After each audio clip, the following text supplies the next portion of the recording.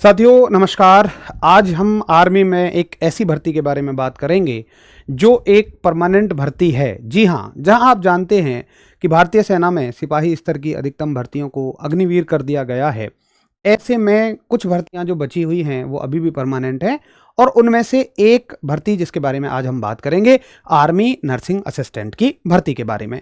इसमें हाइट क्या होती है, योग्यता क्या होती है, पेपर का पैटर्न क्या होता है, फिजिकल कैसा होता है, फॉर्म कब आते हैं, इस लगभग 10 मिनट की वीडियो में आपको मैं संपूर्ण जानकारी देने वाला हूं।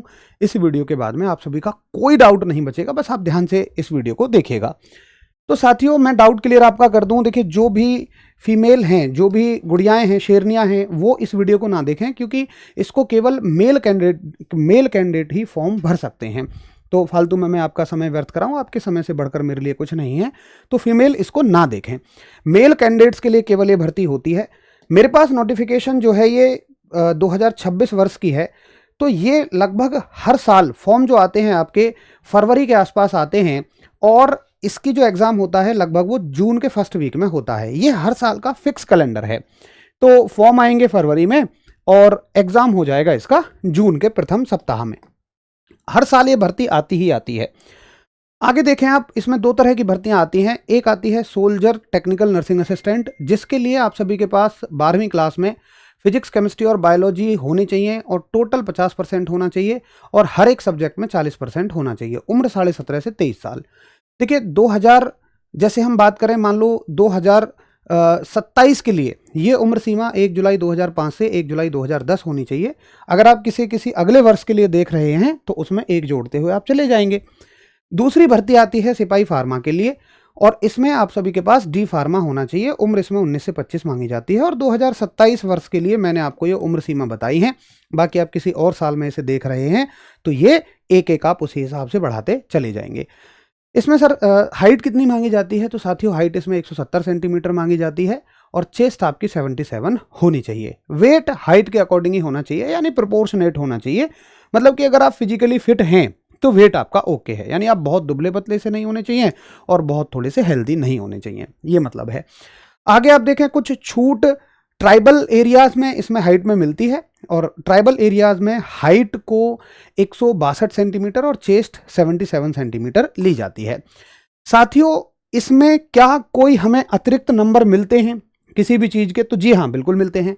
अगर आपके पिताजी आर्मी में हैं या थे तो आपको 20 नंबर मिलेंगे।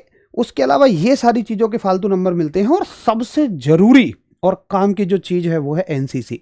एनसीसी ए सर्टिफिकेट है तो 5 नंबर, बी है तो 10 नंबर, सी सर्टिफिकेट है आपके पास में तो 15 नंबर और सी सर्टिफिकेट के साथ साथ आप रिपब्लिक डे की परेड में भाग ले चुके हैं सी सर्टिफिकेट के साथ तो आपको 20 नंबर का फायदा मिलेगा। और मैं आपको बता दूं, इस भर्ती में 20 नंबर का फायदा या 15 नंबर का फायदा या 10 नंबर का फायदा आपको लाखों बच्चों से आगे ले जाएगा और आपके सिलेक्शंस को बहुत हद तक सुनिश्चित कर देगा, अगर आपका रिटर्न एग्जाम पे थोड़ी सी अच्छी पकड़ है। आइए बात करते हैं कि फॉर्म भरने के बाद में एग्जाम में क्या क्या आता है। तो साथ ही इसके एग्जाम में, अगर इसके एग्जाम पैटर्न की बात करें तो 50 क्वेश्चंस के लिए आपको 1 घंटे का समय मिलता है और हर एक क्वेश्चन 4 नंबर का होता है। इस तरह से आपका पूरा पेपर 200 नंबर का रहता है। कोई निगेटिव मार्किंग इसके पेपर में 2026 तक तो नहीं है, आगे अगर इंक्लूड हो जाए तो अलग बात है।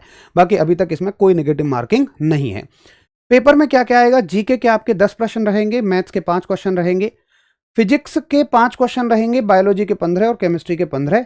फिजिक्स, बायोलॉजी और केमिस्ट्री यही आपका सिलेक्शन इसमें तय करती हैं, ज़्यादा बायोलॉजी और केमिस्ट्री, और ये 11th और 12th स्तर की आपसे पूछी जाती हैं।